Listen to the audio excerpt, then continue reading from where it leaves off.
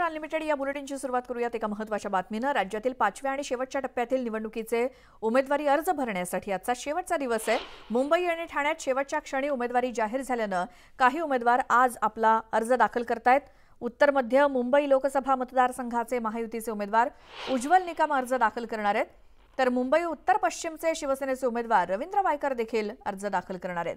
वांद्र्यातील जिल्हाधिकारी कार्यालयात ते अर्ज दाखल करणार असून यावेळी मुख्यमंत्री उपस्थित राहणार आहेत। शक्ती प्रदर्शन केलं जाणार आहे, तर ठाण्यातून शिवसेनेचे उमेदवार नरेश म्हस्के आपला उमेदवारी अर्ज दाखल करतील, तर भिवंडीतून भाजपचे उमेदवार कपिल पाटील अर्ज दाखल करणार आहेत। यावेळी देवेंद्र फडणवीस हजर असतील।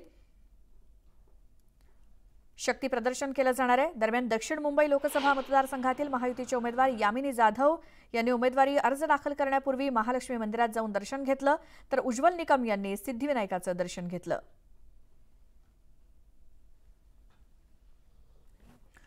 तर मुंबईमधल्या आणि त्याचसोबत शेवटच्या टप्प्यातील लोकसभा मतदारसंघातील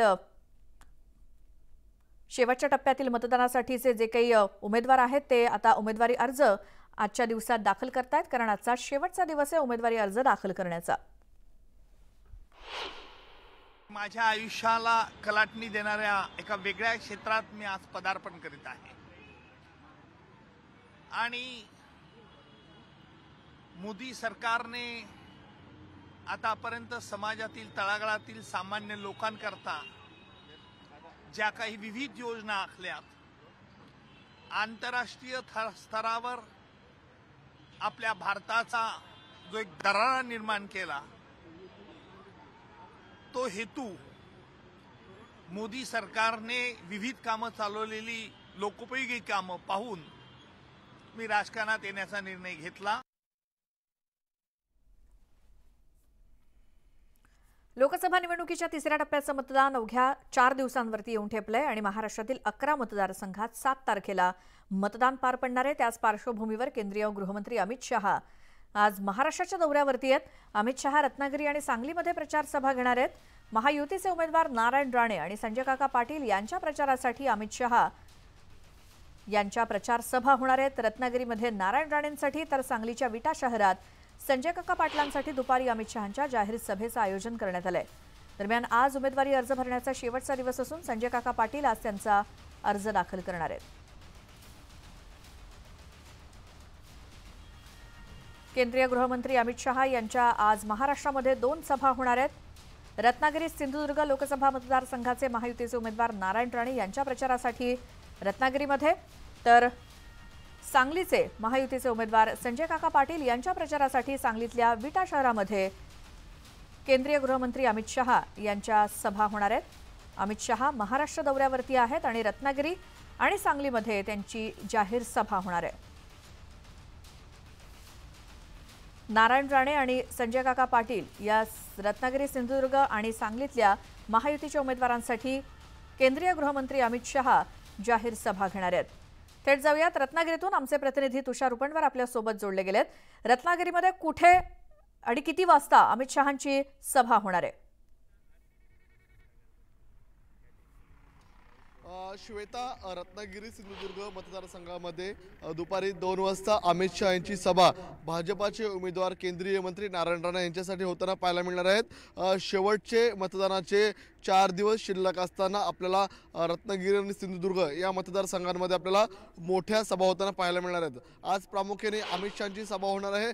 अमित शहांची या ठिकाणी निवडणुकीसाठी कोकणात होणारी ही तशी पहिलीच सभा आहे, त्यामुळे अमित शहा स्वतः या ठिकाणी नारायण राणेंसाठी कोकणामध्ये मैदानात उतरलेले आहेत, कारण की कोकणाची जागा शिवसेना विरुद्ध भाजपा ही आपल्याला खूप मोठी फाईट समजली जाते। आत्तापर्यंत कोकणचा गड आपल्याला शिवसेनेकडे असल्याचं पाहायला मिळत होता।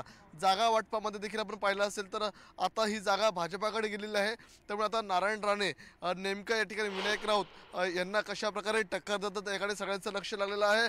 उद्या थोड्याच वेळामध्ये अमित शहा आज नेमकं ठाकरे असतील किंवा पवार असतील कोणावरती कसा निशाणा साधतात हे पाहायला मिळणार आहे। आज अमित शहा यांच्यासोबतच आपल्याला पाहायला मिळतील आदित्य ठाकरे, उद्या आपल्याला उद्धव ठाकरेंची सभा पाहायला मिळणार आहे, तर परवा राज ठाकरेंची सभा पाहायला मिळणार आहे। त्यामुळे कोकणातला राजकीय शिमगा आपल्याला शेवटच्या 4 दिवसांमध्ये आपल्याला अधिक गरम होताना पाहायला मिळणार आहे। जसं जसं कोकणातलं या ठिकाणी उन्हाचा पारा वाढतोय तसं तसं आपल्याला राजकीय पारा देखील वाढताना पाहायला मिळतोय। त्यामुळे दुपारी 2 वाजता अमित शहा कोकणामध्ये येऊन नेमका कोणावरती निशाणा साधणार याकडे सर्वांचं लक्ष लागलेलं आहे। कारण की नारायण राणे यांच्यासाठी ही लढाई खूप महत्त्वपूर्ण अशी लढाई आहे। कारण की नारायण राणे यांना या ठिकाणी केंद्रीय मंत्रिपदानंतर आपल्याला थेट लोकसभेच्या रिंगणामध्ये उतरवण्यात आलेलं आहे। त्यामुळे आता विनायक राऊत हे जे गेले 2 टर्म खासदार होते त्यांना नेमकी कशा प्रकारे टक्कर देतात याकडे सर्वांचं लक्ष लागलेलं आहे। भौगोलिक दृष्टिकोनातून रत्नागिरी आणि सिंधुदुर्ग हा सर्वात मोठा असा मतदारसंघ आहे। त्यामुळे या मतदारसंघांमध्ये स्वतः नारायण राणे यांचे चिरंजीव नितेश राणे असतील, निलेश राणे असतील, किंबहुना जे कोकणमध्ये गेल्या अनेक दिवसांपासून भाजपासाठी तळ ठोकून आहेत ते रवींद्र चव्हाण गेल्या अनेक वर्षांपासून आपल्याला काम करताना पाहायला मिळत आहेत। मात्र शेवटचे 4 दिवस हे निवडणुकीसाठी सर्वात महत्त्वपूर्ण 4 दिवस आहेत। मोठ्या राजकीय सभा होतील, स्टार प्रचारकांच्या सभा होतील, मात्र कोकणचा गड कोण राखेल याकडे सर्वांचं लक्ष लागलंय। तुषार, या सगळ्या माहितीसाठी धन्यवाद। दुपारी सभा जेव्हा सुरू होईल आपण थेट दृश्य पाहूच। आता पुढची बातमी पाहूया। तब्बल 20 वर्षांनंतर संजय निरुपम हे आज शिवसेनेमध्ये घर वापसी करणार आहेत। मुख्यमंत्री एकनाथ शिंदे यांच्या उपस्थितीत आज संजय निरुपम यांचा पक्षप्रवेश पार पडणार आहे। मुख्यमंत्र्यांच्या ठाण्यातील निवासस्थानी संजय निरुपम यांचा पक्षप्रवेश पार पडेल। काँग्रेस पक्ष भरकटल्याचं म्हणत काही दिवसांपूर्वी संजय निरुपम यांनी काँग्रेसला सोडचिठ्ठी दिली होती।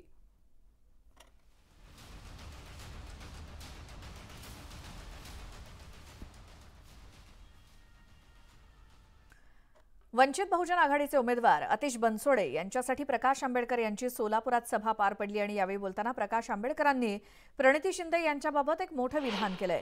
इथला जो उमेदवार आहे तो परिवारासह भाजपमध्ये जाणार आहे। आंबेडकरांच्या या विधानानं राजकीय वर्तुळात चर्चांना उधाण आलंय।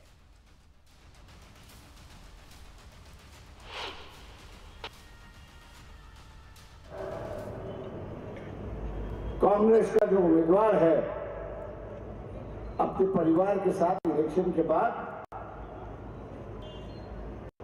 बीजेपी में शामिल होगा।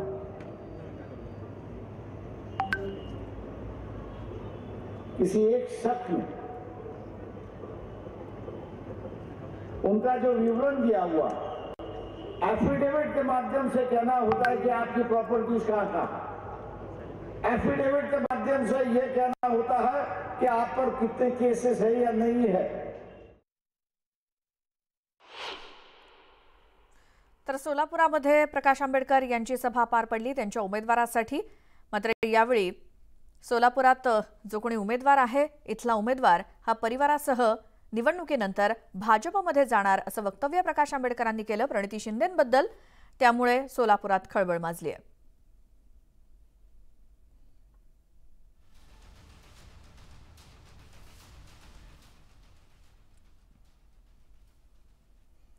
पुढची बातमी आहे। बारामती लोकसभा मतदारसंघातील उमेदवारांच्या निवडणूक प्रचार यंत्रणेच्या खर्चाचा ताळमेळ लागत नसल्यामुळे निवडणूक निर्णय अधिकाऱ्यांनी सुप्रिया सुळे आणि सुनेत्रा पवार या दोन्ही उमेदवारांना नोटीस बजावली आहे। अधिकाऱ्यांकडील शॅडो रजिस्टर खर्चात तफावत आढळून आली आहे। खर्चाचा ताळमेळ बसत नसल्याचं नमूद करत दोन्ही उमेदवारांना नोटिशीवरती 48 तासात खुलासा करण्याचे आदेश देण्यात आले आहेत।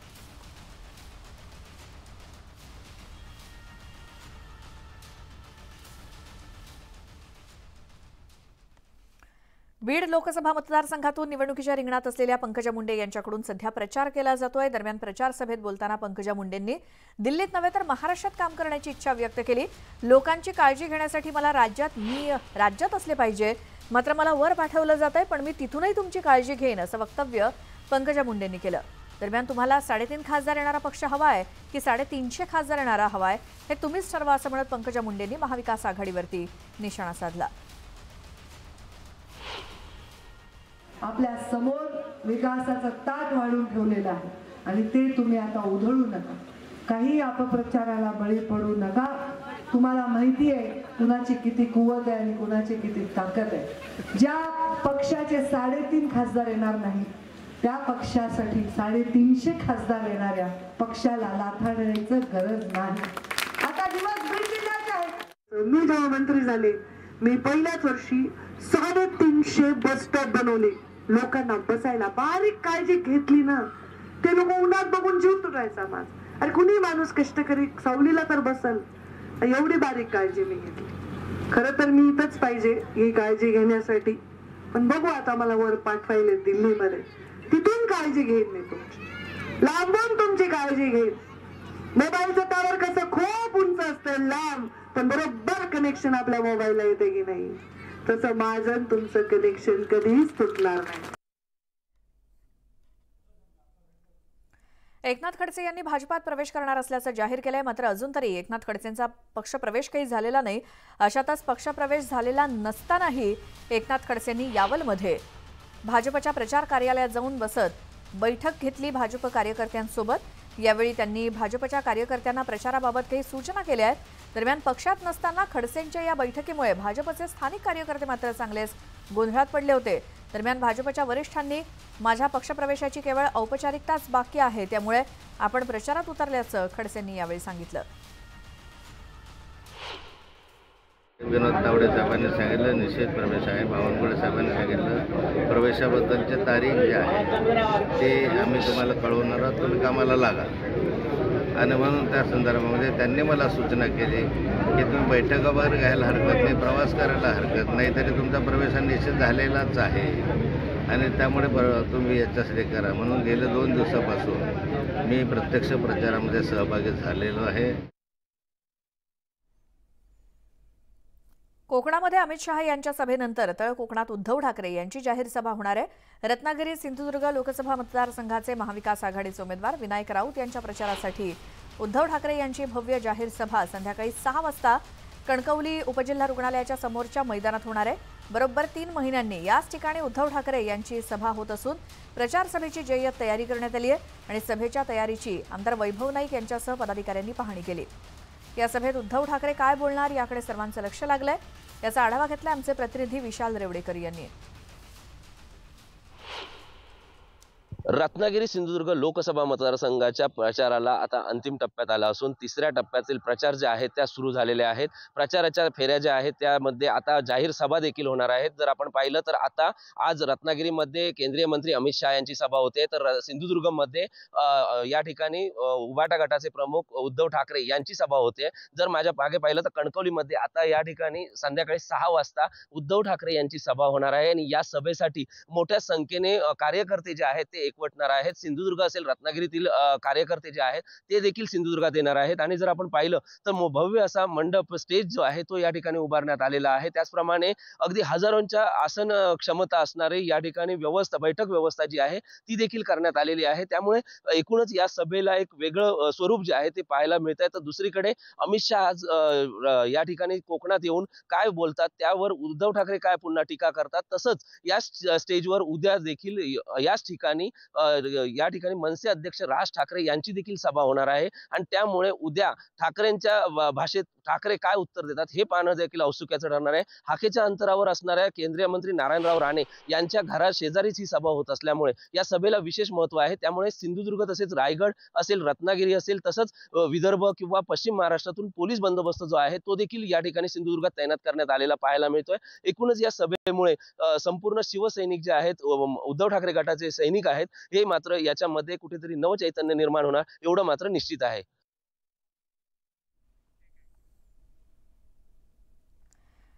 रायगड लोकसभा मतदारसंघातील महायुतीचे उमेदवार सुनील तटकरे यांच्या प्रचाराच्या सभेत बोलत असताना रामदास कदम यांनी उद्धव ठाकरेंवरती टीकास्त्र डागलंय. उद्धव ठाकरेंनी स्वतःच्या वडिलांचीच बेईमानी केली, गद्दारी केली. आधी बाळासाहेबांबाबत वाईट बोलणाऱ्या अंधारेताई आता निष्ठावंत झाल्यात आणि आम्ही मग गद्दार कसे काय, असा संतप्त सवाल रामदास कदम यांनी केलाय. तर अनंत गीतेंना विदेशात जाण्याचा वेगळाच छंद आहे असं म्हणत कदमांनी अनंत गीतेंवरती खालच्या पातळीवर टीका केली. म्हणजे रामदासभाई आनंद गीते इथं नसतात. आनंद गीते हे परदेशामध्ये एक एक देश पिंजून काढतात. ते त्यांना छंद आहे, त्यांना छंद आहे.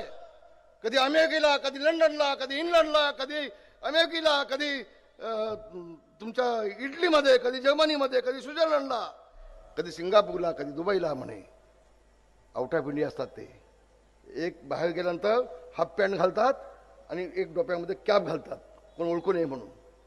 ते काल मला सगळं कळलं. सगळं भयानक आहे, हे सगळं भयानक आहे बांधव. मगेपर्यंत जनतेची सेवा करेन, मगेपर्यंत भगवा सोडणार नाही, मग येईपर्यंत शिवसेना प्रमुखांचे विचार सोडणार नाही. हा उद्धव ठाकरे त्यांच्या बापाशी बेईमान झाला, वडिलांच्या विचाराशी बेईमान झाला, वडिलांच्या विचाराशी गद्दारी केली. रामदास कदम भगव्याशी गद्दारी कदापि करणार नाही. अरे ज्यांनी या 332 नाक्यावरती भगवा झेंडा जाळून पायाखाली तोडवला तो तुमच्यासाठी आज निष्ठावंत झाला आणि रामदास कदम गद्दार झाला काय? कोणती आमची अंधारे ताई, तिनं बाळासाहेबांच्या वरती इतकी ताई ती बोलली, आमची इतकी वाईट बोलली, हिंदूंच्या देवतावरती इतकी वाईट बोलली, ती अंधारे ताई तुमची आज निष्ठावंत झाली काय आणि आम्ही गद्दार झालो काय?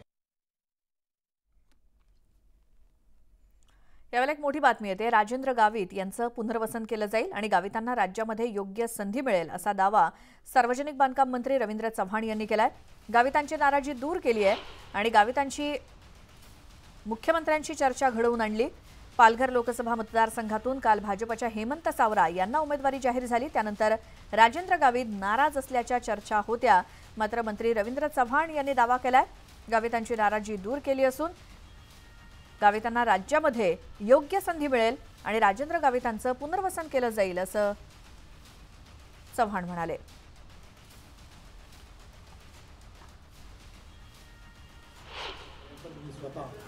राजेंद्र गावित यांना स्वतः जाऊन भेट दिली. त्याचबरोबर महाराष्ट्र राज्याचे लोकप्रिय मुख्यमंत्री आदरणीय एकनाथराव शिंदेजी, त्याचबरोबर आदरणीय देवेंद्रजी या सगळ्यांची त्यांचं बोलणं करून दिलं आणि येणाऱ्या काळामध्ये राज्याच्या राजकारणामध्ये त्यांना सक्रिय होण्याच्या दृष्टिकोनातून महायुती पूर्णच्या पूर्ण प्रयत्नशील राहील असं त्यांना आश्वासन दिलेलं आहे.